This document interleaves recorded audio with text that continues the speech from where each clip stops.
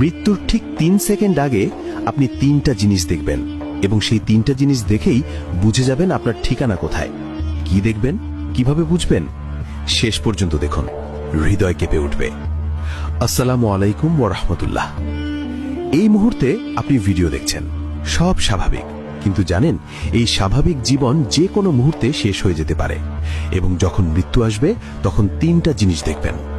প্রথমত, আপনার সামনে আপনার পুরো জীবন ফ্ল্যাশের মতো চলে যাবে।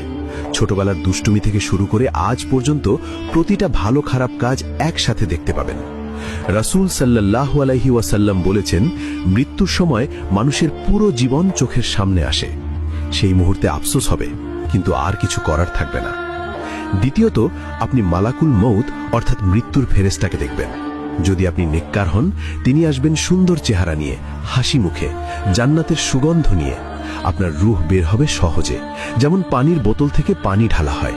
কিন্তু যদি পাপী হন, তিনি আসবেন ভয়ঙ্কর চেহারায়, কালো পোশাকে, জাহান্নামের দুর্গন্ধ নিয়ে। আপনার রূহ বের হবে কাঁটাযুক্ত লোহা দিয়ে টেনে বের করার মতো যন্ত্রণায়।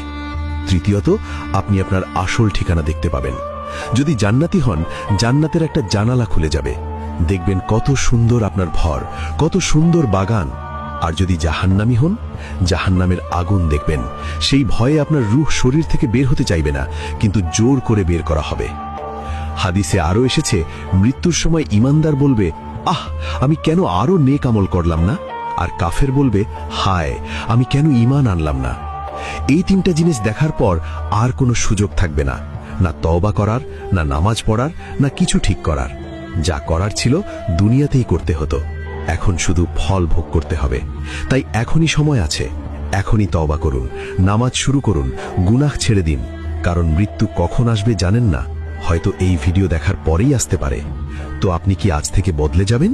লাইক করুন, শেয়ার করুন।